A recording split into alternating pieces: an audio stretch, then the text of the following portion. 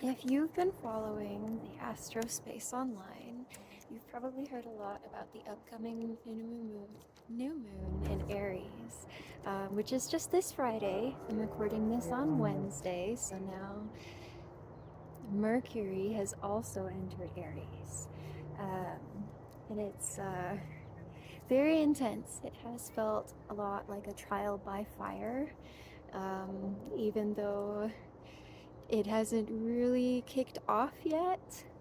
Um, like, or maybe in a more positive spin, the first cry of a new life.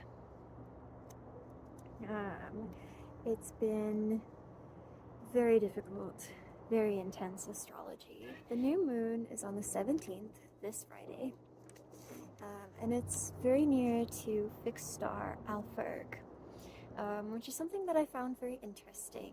And then I looked a little bit further in time to the new moon, the full moon on September 26th of this year, which will be the following lunation in Aries. And it's at a much earlier degree, closer to Deneb or Difta, the second frog. And that looks challenging as well. And so I figured it might be helpful to take a closer look at this astrology, these lunations, and see if we can find a constructive way to make use of these. Saturn and Neptune coming into Aries was personally very intense for me. Like fundamentally life-changing, irrevocable. One door is closed, there's no going back. Time to move forwards.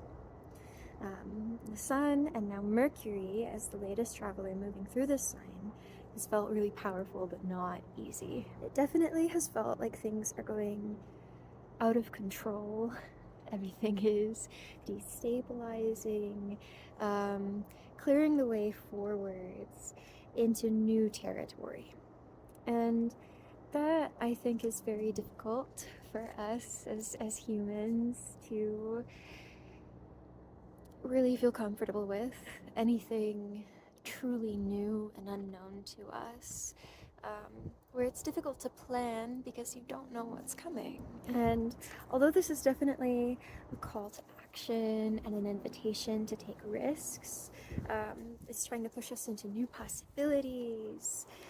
There's this heaviness and this sense of danger that really can't be overlooked. I mean, Saturn and Mars are historically not a great combination, and especially in a sign like Aries. I don't want to look solely at the doom and gloom, but the doom and gloom is there. It's not an easy offer to take up, even when it really feels like all your other options have just gone up in smoke. The pressure will probably not last through all of these months between the new moon and the full moon, April to September. But I don't think that anything will just go back to how it was. It's going to be better to move on and to grow than it is going to be to try and cling to the old and try and bring anything back that has been lost or changed. So, Alfred really brought to mind for me this uncorking of a surprise bottle, letting the genie out of the bottle. There's an outpour of something in this area of your life, wherever Aries is in your chart, where we might find something useful or ominous coming forwards with this new moon.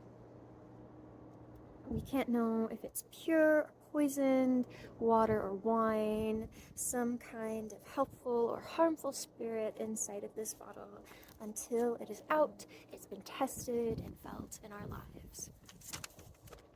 Ooh.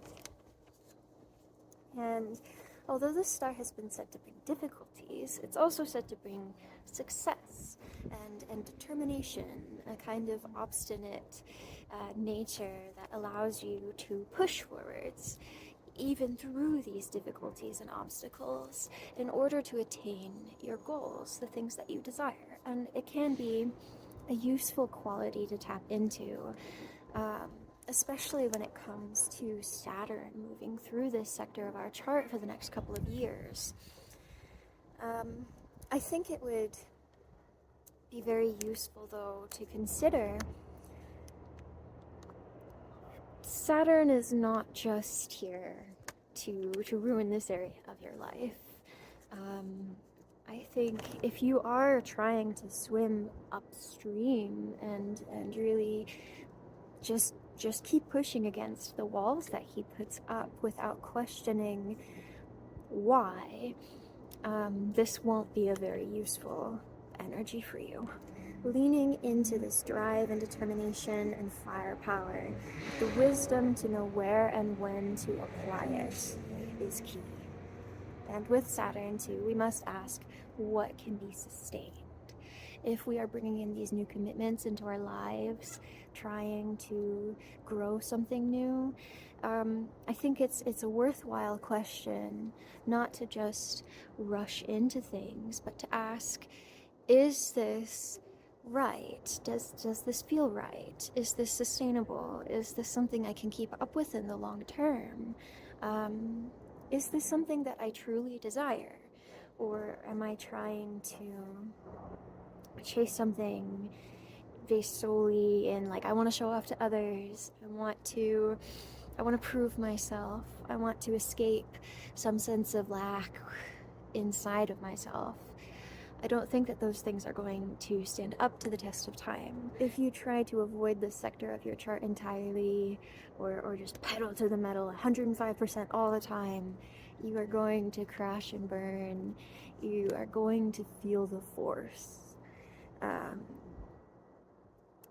And the more constricting aspects of this astrology. Leaning into self-trust and knowing what it is that you truly desire, and being able to move from that powerful place, not having to prove yourself to anyone, knowing internally that your worth is self-evident. I think that that is going to be a more useful thing to tap into overall. And then moving forwards to the full moon in September, it looks even heavier. September in general looks like a really dark period with a lot of planets in fall and moving Venus in her journey through the underworld. But I don't really see this as a joyous harvest from the seeds that we plant at this new moon. Rather, I think there's still more change to come in this area of our lives, even at that time, even after this few months, and questions to reflect upon, hard-won progress and transformations that we will still be going through. I think being realistic about how fast we can really change our lives is helpful. Not in a throw a wet blanket on all of your determination to change, but being able to keep up with it even when those results are not immediate. Our growths at this time may instead be challenged. We may be tested on our ability to maintain them versus collapse or regress, or try to regress. And at this time, the moon is near to Difta, the second frog, pairing up with Fomalhaut as the first frog, which I think is really cute. But Difta is not as nice as Fomalhaut. Difta is, rather than bringing good tidings and croaking to tell you about all of the blessings that he brings, Difta is more of a warning. That when we are pioneering new ways of being, we can't expect old tools or old responses to serve us in the way that they once did. Not everyone is going to understand or support you. And that doesn't mean that everybody is your enemy or or that you have to push against external um, opposition. I think that's going to be one of the big key catches of the full moon is, are you going to get caught up and distracted projecting opposition and rejection and seeing that in others, um, and focusing on proving yourself and earning your place in this area? Or will you be able to keep pushing, keep moving forwards, keep focusing on your own growth? And there may be an impulse to show off, well, this is working for me, so there, to really prove yourself to others and justify all of the effort that you've been putting in, justify yourself. And that really is still seeking approval from others in a really backwards way, seeking permission by seeking out opposition and shutting them down, proving them wrong. It's going to be really important to learn to exist in this sector of your chart without any justification, without any need to earn your place, or by being loud or proving it or making others see you.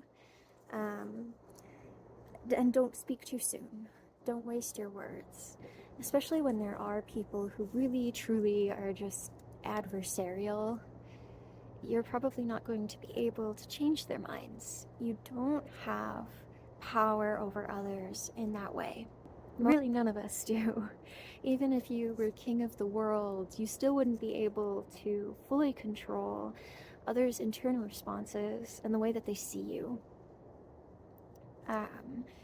And that can be really hard, but it is more empowering to be able to move without that permission and exist without having to tie it to controlling external things or controlling others' perspectives. It's more important to feel secure and worthy inside of yourself and to be able to move and act with this power and sustain what you've built. And so now we'll get into sign by sign, rising sign, not sun sign. What may be a more constructive way to move with this energy? For Aries risings, this is going to be in your first house. And I think there are some changes here that you are going to experience as really intense. I think all of the cardinal signs are going to experience this more intensely than the rest. But some notes that I took on what you're going to want to move towards. And as you hear these statements, if it really does not feel true, if you feel, a rejection internally, I would sit with that. So, it is safe for me to change and grow. It is safe for me to be different. I don't have to prove my worth. The right people recognize me. I am innately worthy. My body is sovereign. You don't have to earn your existence or get permission to be here or to change. We don't choose to be born. It's a gift. And nobody can revoke your right to be here once you are here, even if you don't meet their expectations. You have autonomy. Your body is your own to live with. Your life is yours to live. And on the flip side, for Aries risings, you don't require an adversary to prove wrong in order to gain this worthiness and right either.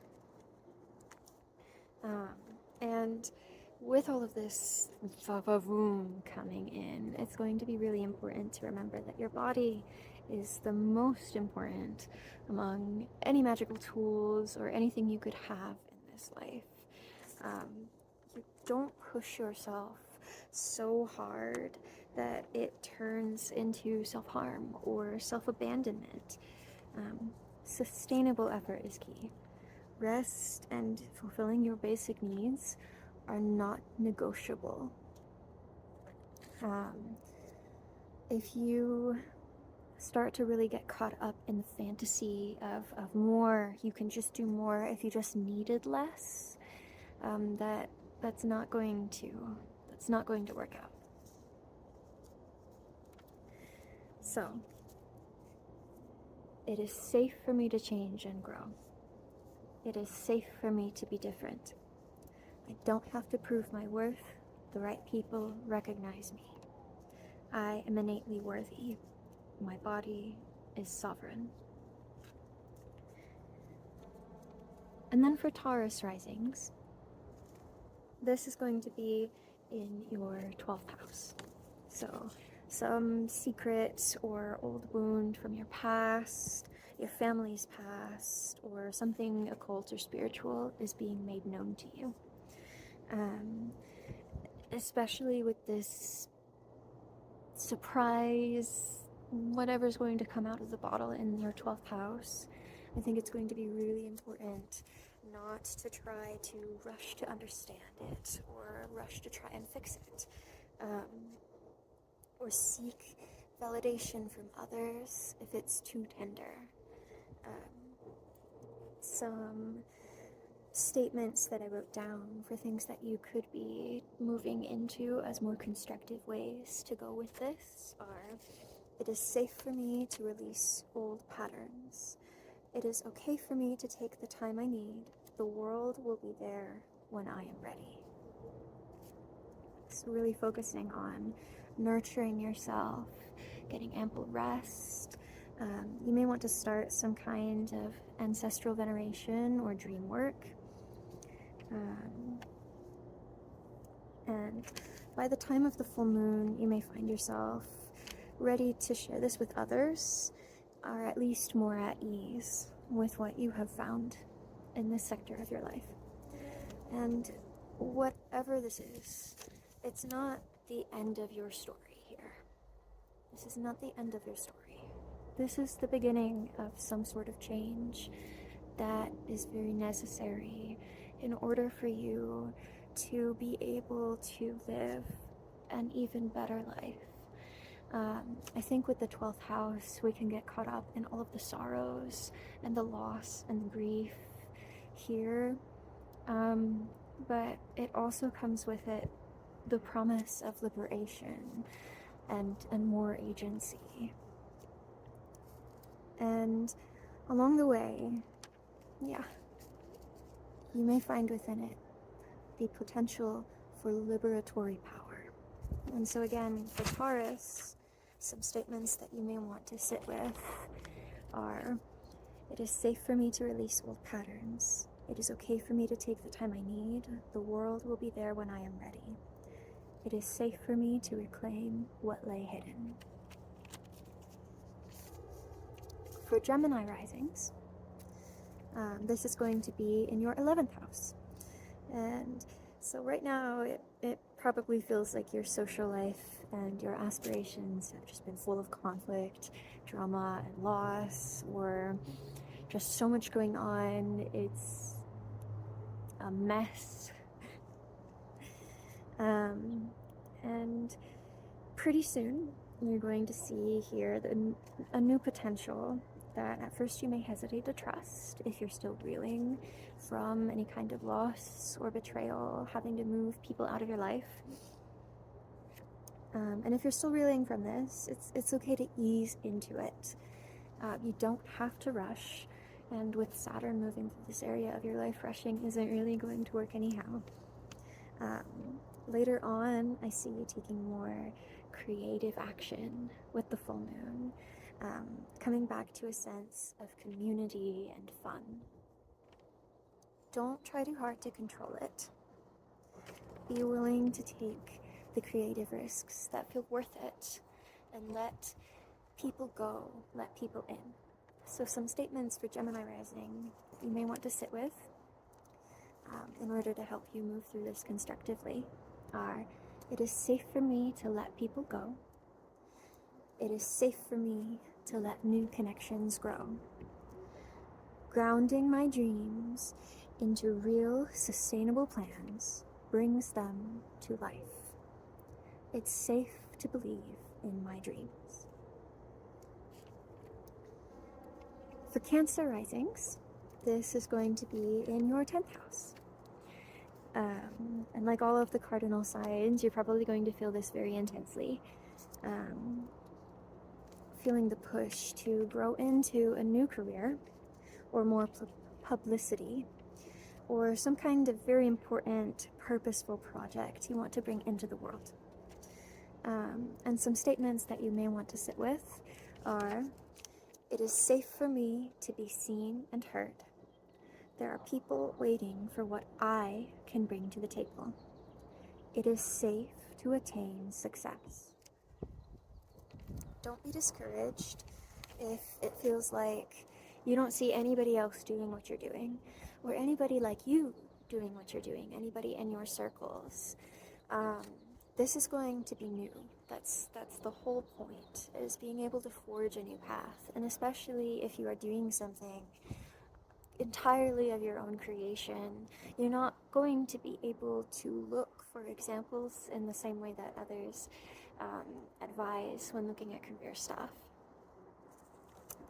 And if you don't see immediate success, I think it's important, again, to come back away from the external expectations of what success should look like, and come back to what this means for you as an aspiration. It's something meaningful to you. It's something that you are meant to be doing. It's something that only you can really bring to the table. And withholding this from the world, avoiding this entirely, isn't going to work. I think if you are looking to external measures and to what others are doing, and you are focusing on earning the right to exist in this space and to create what you're creating here, you are not going to be able to harness this momentum. It's important to focus on what this is, how meaningful this is, how inherently meaningful this is to do for you. You can't dig up your seedlings to check on how they're growing. And really, don't put too much pressure on yourself or on your projects. If you put all of these big, heavy expectations on this, it's just going to kill your drive. You are going to have to really come back to why you are committed to this, why you wanted to do this, and come back to that, rather than focusing on external pressures as your motivation. Don't stifle your growth with fear and avoidance, or by rushing things. And it's going to be extra important to hold your boundaries professionally during this time. So again, for Cancer risings, it is safe for me to be seen and heard. There are people waiting for what I can bring to the table. It is safe to attain success. And for Leo risings, this is going to be in your 9th house. So you're really going to be wanting to engage with unfamiliar and foreign lands, philosophies, beliefs, and ideas. And really, really lean into these exploratory impulses.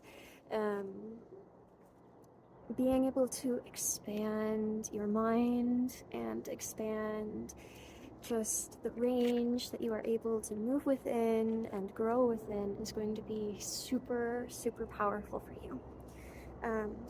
But especially later on this year with the full moon, I think it's going to be important to be aware of where you may end up hijacking conversations, where you may need to be a student, and you would benefit more to move as a student rather than an authority or a new expert. I think it's going to feel like super important to share what you've learned and express it and want to express it to others. And it's going to be really important to really curb that ego impulse to be an authority on this subject rather than inviting others to learn with you. Um, and also be wary of defensiveness and rigidity. Don't stop too soon and decide that this is your new home base, your new philosophy. This is the end of where you are learning and growing. Don't limit yourself. The sun, the ruler of your ascendant, exalts here in your ninth house and will be in fall in your third later on. What you discover doesn't need to become a competition. That's really only going to be a distraction. Don't rush, don't limit yourself. Stay committed to growing and learning and expanding your mind and your horizons. And you will be able to build with this constructively and have this really improve your life. A more positive aspect to the full moon may also end up being wanting to commit to a specific area of study, a specific philosophy or something. And I think if it really feels right, it won't feel like it's coming from a place of okay, now I'm done. It's going to still have that excitement and that sense of possibility and openness. And so for Leo risings, some statements that you may wish to sit with are: it is safe for me to explore, it is safe for me to speak my truth, and it is safe for my beliefs to change as I grow.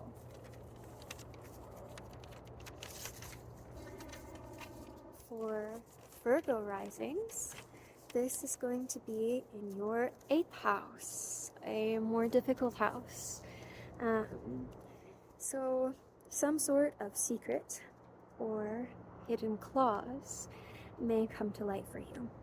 You might uncover something ancestral, something you've inherited, and there may be conflict, and that conflict can end up really easily being intensified by the confusion and the mystery surrounding this resource or pact.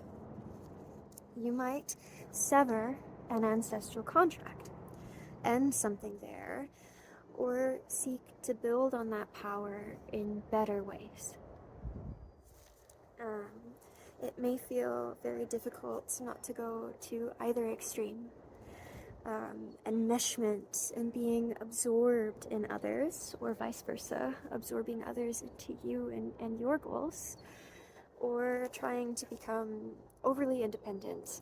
I don't need anybody, I don't need support from anybody else's resources, I don't need connections, and neither of those extremes are going to serve you.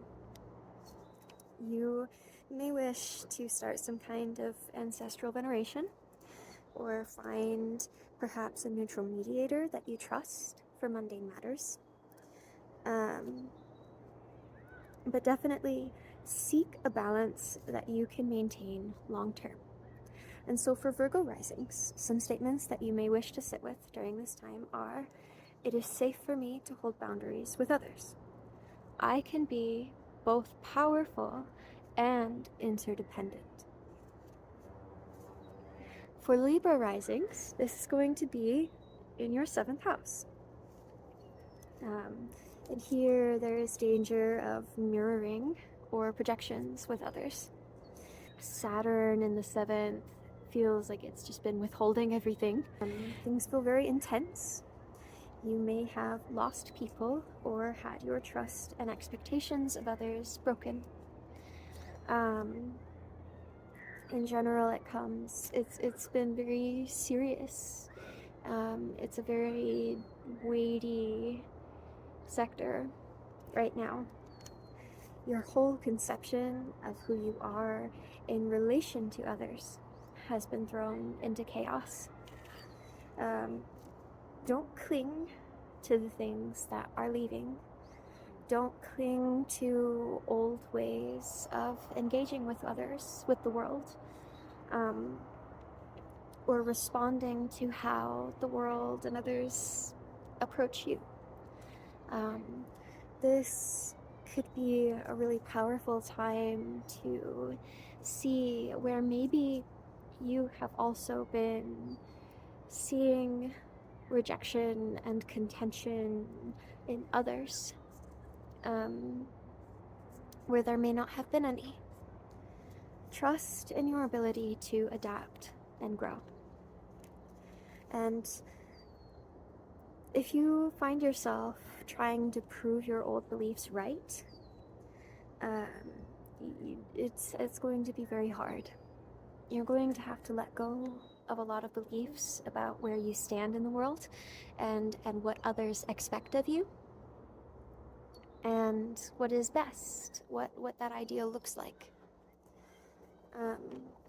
You are inherently worthy, and you can change how you approach the world, change who you choose to let in without having to get permission from others to make these decisions. So for Libra risings, some statements that you may wish to sit with are: I trust myself to hold good boundaries. I trust myself to choose the right people. I am the right person for the connections I desire. It is safe for me to let people go. For Scorpio risings, this is going to be in your 6th house. Your daily workload is overwhelming right now. You might have a lot on your plate, and it's probably difficult to accomplish the tasks that bring you closer to your long-term goals, with so many day-to-day to-dos just being dropped in your lap. There may be some confusion or unfairness with the split of responsibilities, workload, household chores, etc. And there may be some questions of power and hierarchy in who has to do what and who gets what opportunities when. You may be forced to consider alternative arrangements. What is really your problem to solve? Can this be delegated, dropped, lessened? What can you sustain, and is it worthwhile? Does it contribute to your future goals or detract from them? As we come to September, your commitment and ability to exert and maintain your agency and your peace will be tested. And again, questions of power and hierarchy are tied into all of these responsibilities and what is whose to solve and do and why. But also punishment or othering. Although we are all interdependent, this is your life. And it's going to be very important to build up your own dreams. So, some statements for Scorpio risings to sit with are: I can uphold the responsibilities that matter to me and still choose to prioritize my own happiness. Not everything is mine to do. For Sagittarius risings, this is going to be in your 5th house. And I really see this as you reclaiming playfulness, joy, or creative dreams. There's going to be a lot of inspiration flowing forth with the new moon, and at the full moon, the fruits may be seen by your community. This may be something that you wanted when you were little, finally coming to be.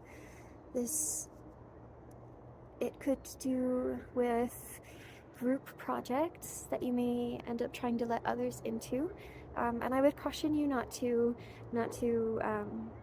rush to bring others in, especially if this is still very personal and very dear to you.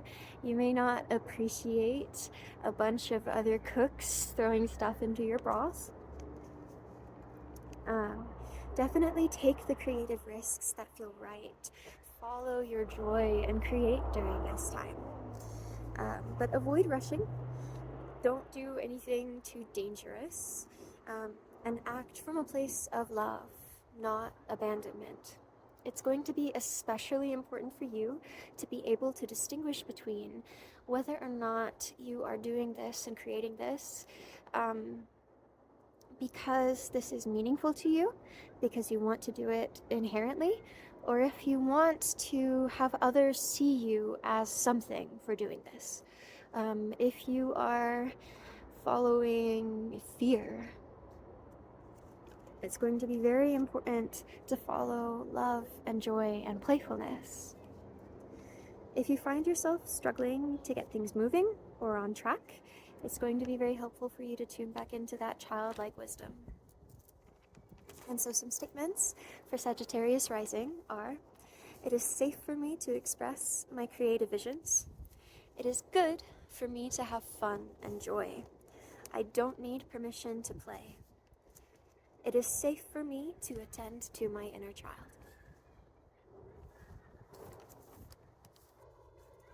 For Capricorn risings, this is going to be in your 4th house.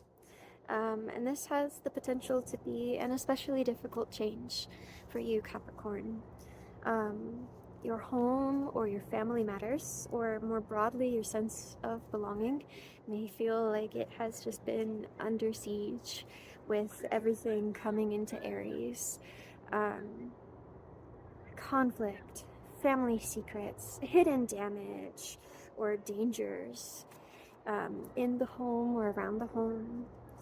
What's old and familiar isn't necessarily forever, nor should it be. Some of you may be wishing for a move towards more safety, more stability, and there is definitely the potential to build that safety and stability and belonging here. But with Saturn, this is going to take time. And I know that Capricorn risings, you are probably no stranger to Saturn's way of doing things, that Saturnian power. But we're all human. And especially when it comes to such an important, it's our home base, it's our foundations in life. It's easy to get swept up in fear and wanting to avoid what we are fearing. Rushing is dangerous, so definitely look carefully before signing anything and locking in a long-term anything.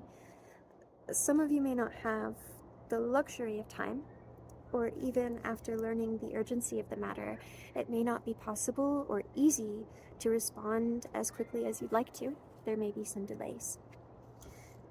But do not ignore this push to change. To find the sense of belonging that you want, you will need to lean into these changes, not avoid reality and cling to fantasy or cling to the past.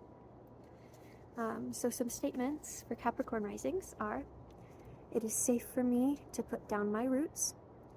I am allowed to release my ancestors' patterns.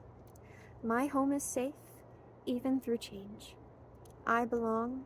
I do not have to earn my place. I can make a new home for myself that suits me. For Aquarius risings, this is going to be in your 3rd house. And apart from the general mundane busyness and hustle and bustle that could be coming through here at this time, you may feel very inspired to put yourself out there, to compete or to lead. Ambitions are a big focus here with the 3rd house. This may be spurred on by outright conflict, but this can be channeled in a more positive way. Demonstrating your ability within your community is probably going to be a very strong urge during this time. And if you are going to take on any such leadership roles or commit to, say, advocacy work or competitions, it's important to consider with Saturn whether or not this is sustainable or aligns with your long-term goals. The same goes for any expressive or studious commitments. Especially as with September, new input and ideas from your ninth house may change your ambitions even further. So don't lock in any plans, like don't set it in stone, remain open. Pursue these goals and aim to grow, but remain open. Follow your inspirations and engage with those around you and be open to changes. Definitely, put yourself out there. Don't be afraid of the limelight. Don't be afraid to express yourself. But focus more on why this is meaningful to you and your long-term visions, rather than proving yourself to others or shouting others down. Some statements for Aquarius risings to sit with during this time are, it is safe for me to lead. I am allowed to speak my truth. And it is safe for my ability to be recognized. For Pisces risings, this is going to be in your second house. And this may have been a really difficult time for you, Pisces. Financially, your goals may have felt impeded or rejected, and your relationship to money and your resources, your assets, must fundamentally change for you to achieve the prosperity that you're desiring here. Saturn is not about fantasy. Saturn is going to force you to face your reality and what is possible here with the limitations of your human body. And that is very difficult for a lot of people, not only because we live in very difficult structures, especially finance-wise, but also because the general narratives around money have to do with worthiness and deservedness and having to earn the right to have your basic needs fulfilled. And your progress is going to come through realistic plans, sustainable and devoted efforts in your second house. You might need to seek out trustworthy educational resources for your financial well-being. You may need to find and release unhealthy patterns and self-destructive beliefs. We all absorb all kinds of beliefs about money, and for you, these are going to be a big focus for a couple of years with Saturn moving through here. And especially as we come to September, be wary of the temptation to overspend in order to show off or celebrate the progress that you've made. Or give up and just say, I'm not going to work on this. This is too hard. It's impossible for me. It's just not going to happen anywhere ever. Be wary of the impulse to either extreme, because extremes are not sustainable. You might even find alternative paths to your goal if you felt a lot of conflict or adversarial forces in this. You may end up needing to seek a new form of income, or just it's going to be entirely new here for you. And so some statements for Pisces to sit with during this time are, it is safe for me to build my finances. I can release destructive patterns. So having gone through sign by sign, I hope that all of you have found something of value here, something constructive for you to work with in this area of your life. Of course, things are going to change depending on your own natal chart and the aspects that these lunations and the rest of the sky are going to be making to your chart. But it is possible to be empowered to engage with these forces and powers. And so now, with that in mind, I'm going to move into a guided visualization with the moon and fixed star Alfberg and an example ritual in order to help you further empower yourself and utilize these strong forces and momentum to help build your dream life in this sector of your chart. You may wish to use any flying ointments or other tools for journeying if you already use them in your practice to aid you. Please ensure that you are in a comfortable space where you will not be disturbed. Take a moment to bring yourself to a more comfortable position. Feel where your body connects to the furniture, to the ground, and the earth below it. Take a deep breath in and out. Now, I would like for you to look up at the highest point you can, moving only your eyes and not your whole head. Pick a point on the ceiling and look at that spot. We are going to take a couple of deep breaths here, just looking at that point up high. In, 1, 2, 3, and out. 1, 2, 3, 4. In, 1, 2, 3, and out. 1, 2, 3, 4, 5.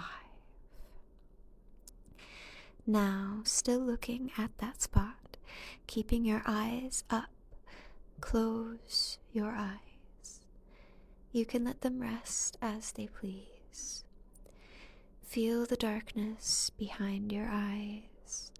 Feel how it is inside of you and all around you.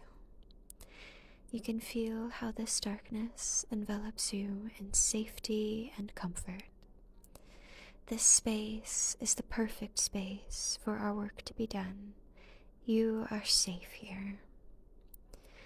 In the distance, in this darkness, you can see a small dot of light, and you can feel yourself, feel your spirit being drawn towards it. As you get closer, you realize that this is an old stone archway where soft light is pouring through from the other side. On the top of the archway, you see beautiful carvings of the moon and of lunar symbols, and you know that this is a door to the moon's domain. As you step through the archway, you are enveloped in that same soft light, and on the other side, you find yourself in a beautiful chamber. This space has been prepared for you by your helpful spirits to guide you towards fulfillment and joy. Take a moment to look around at this space, the style of the architecture, the furniture and decorations that have been placed here. Up against one of the walls, there is a beautiful table carved in red wood. As you move closer, you can see that there is quite a lot of clutter here. Upon this table, on one side, there are symbolic items of your current circumstances in the Aries sector of your chart. You may recognize specific problems or blessings represented here. On the other side, there are objects that you don't quite recognize, and these represent a myriad of possible outcomes that have yet to be set in stone for you. Here you may see some things you fear, some that you wish for. But what catches your eye the most is a beautiful ornate bottle set in the very middle of the table, directly in front of you. You can pick it up and admire it. Notice what color the glass is, if there are any designs on the body.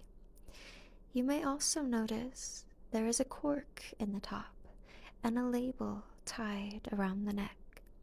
On this label it is written, "Use wisely. For you from Alferg." Now, knowing that within this bottle is something very powerful that demands your sincerity and respect, you may take a moment to reflect on why you seek change. Set the intention for your truest desires to come forth, come to life, and be embodied for joy, for fulfillment, for truth and growth. And now, taking this beautiful, magical bottle in hand, you may, pointing it away from yourself, open it. The cork comes loose with surprising ease, and out from the bottle comes a flood of colorful smoke. This colorful smoke rises and swirls in the air around you, and before you, you see a sacred image begin to form. These images are the best possible outcomes, personal signs of success and guidance for you to use to create the fulfillment of your desires, where Aries falls in your chart's promise. Take this time to pay full attention to what is being shown here.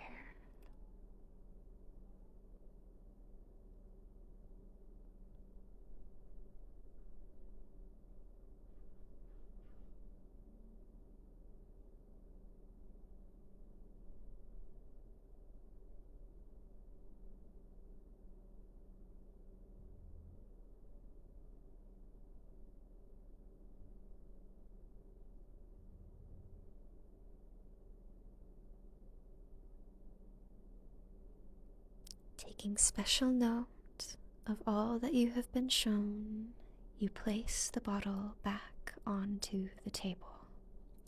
The colorful smoke continues to billow out of the opening, filling the room and bathing everything in rainbow.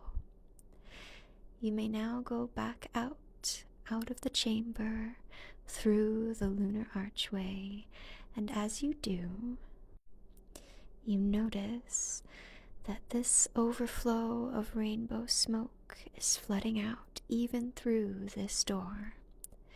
Going back through the dark, it flows with you, enlivens you, and fills you with a sense of urgent inspiration, self-trust, and hope. Feel how the darkness behind your eyes is all around you and now inside you, and return fully to your body. Take a moment to wiggle your fingers and toes, open your eyes, and come back to yourself. You may wish to write down everything you were shown during this visualization. For the greatest benefit and usefulness, take the images and symbols you were given and create this image for yourself in reality, so that you may return to it whenever you want to attune to it. It can be a vision board, a collage, a drawing, but try to capture as much of it as possible. You may add the statements given earlier in the video for your rising sign or some of your own if you like. Return to this image as often as you feel is necessary to help connect yourself to this creative power. I have placed, for your convenience, some dates that may reactivate this Aries sector, when you may wish to come back to this visualization and to your created image. Feel free to screenshot it for your own reference.